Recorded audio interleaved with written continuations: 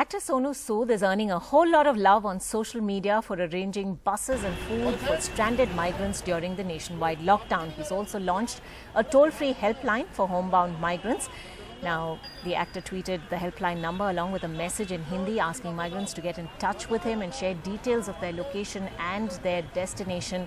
And he said he would do the rest. Well, lots of praise coming in from the actor who joins us right now. Thank you very much indeed for speaking with NDTV.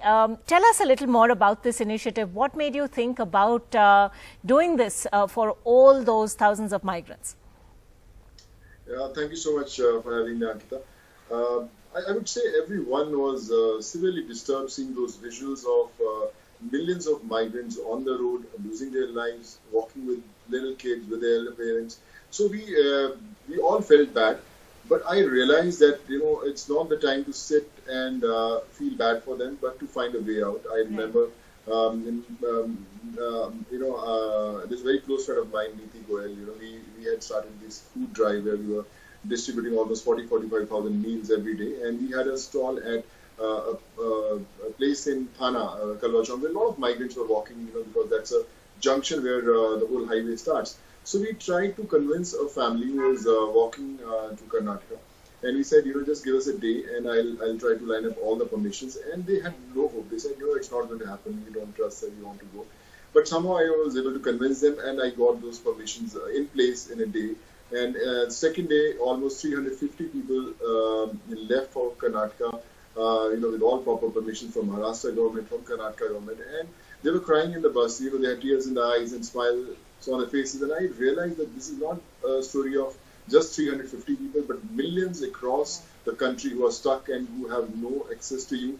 So then I started, no matter which part of the country you are, I will get to you, I'll make sure that you reach back to your loved ones. So then I started speaking to Uttar Pradesh government, Bihar government. At the time they had closed all the borders, but somehow I feel God was very kind, and I was able to convince people. How difficult was it to get all these permissions? I mean, you make it sound easy, but it must have been quite an effort.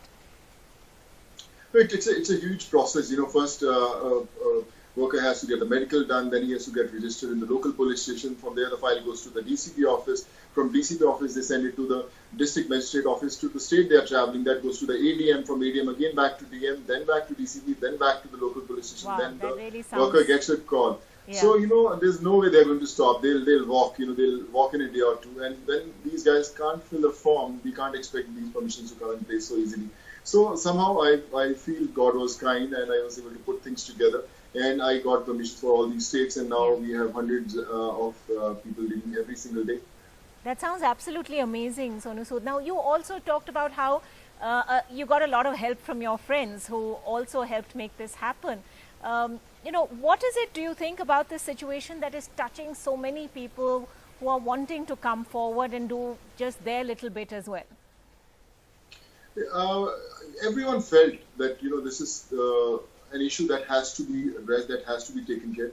And I remember, I read in a newspaper, 21 migrants died, 8 migrants died somewhere and all. So we as Indians, as humans, we made them migrants. They had a name.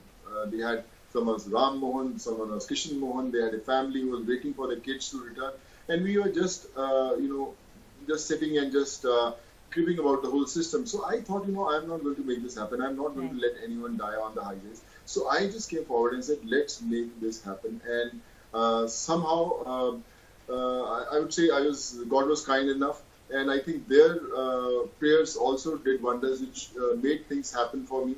Yeah. And lots of friends came forward. There are lots of people who said, I want to give one or two buses. I think you're being all too modest, and it really is amazing what you've managed to achieve in such a short time. But in your opinion, why is it, do you think, that despite all the assurances we've heard from Maharashtra Chief Minister Uddhav Thackeray telling migrants time and time again, we're doing whatever we can for you over here, don't move, you will make sure that you get everything that you need. Why do you feel there is this desperate need to get back any which way they can, whether it's, piling up in these Shramik trains or even starting to walk from Mumbai? The entire slums that are now completely empty. Did anyone think this was possible in Mumbai even a month or so ago? Mumbai is the most difficult place to actually live. I would say, with a Dharavi place like Dharavi, which is almost 8.5 lakh people with just in a very small space. So you can't expect the social distancing. We were bound to see those numbers, and I would say, all these government officials and ministers, they have done their bit. They were trying, and still they are trying their best. But it's not easy to put things together. It's very difficult, and the only thing was there was a huge panic that was created. They just thought that we are going to die if we don't go back home, and that whole wave spread across the globe. And they said, Right. no, only way to survive is go back to their homes. Well, Sir Sonu Sood, thank you so much for speaking with us, and once again, congratulations and a lot of admiration for what you've been doing. Thank you so much. God bless.